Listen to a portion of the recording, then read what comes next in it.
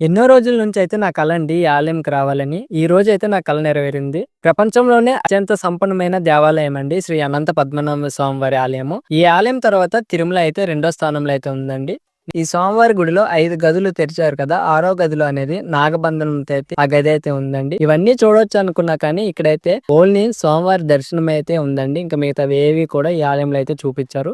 ఈ ఆలయంలో మనకి జీన్ ప్యాంట్, టీ షర్ట్స్ అలాంటి వాటికైతే అలో చేయరండి.